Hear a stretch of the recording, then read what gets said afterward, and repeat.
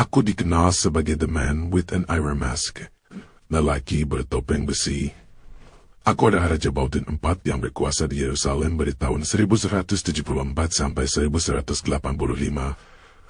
Aku hidup di tengah terjadinya perang salib yang berlangsung selama 200 tahun antara kerajaan-kerajaan Kristen dan peradaban Muslim di Timur Tengah. Aku dinobatkan sebagai raja pada usia 13 tahun untuk menggantikan ayahku, Raja Maui I yang meninggal dunia. Walaupun umurku masih sangat muda, aku berhasil menjadi raja yang baik untuk rakyatku. Bahkan, beberapa kali aku memenangkan pertempuran saat menghadapi musuh. Aku hanya memimpin Yerusalem selama kurang lebih 11 tahun. Waktu yang aku miliki sebagai seorang raja memang cukup singkat. Karena aku mati muda di usia 24 tahun. Sejak umur belasan, aku mengidap penyakit kusta yang menggerogoti tubuhku dan membuat kondisiku semakin lama semakin memburuk.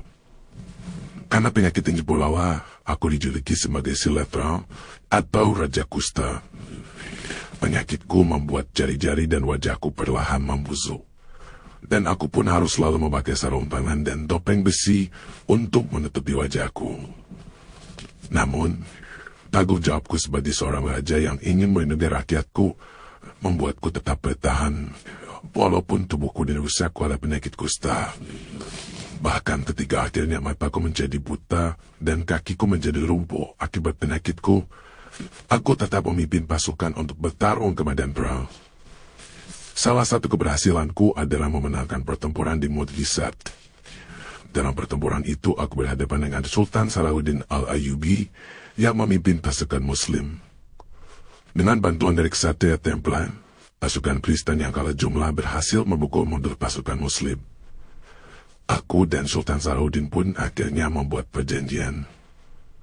Dalam perjanjian itu, aku mengizinkan umat Muslim dan Yahudi untuk mengunjungi Yerusalem.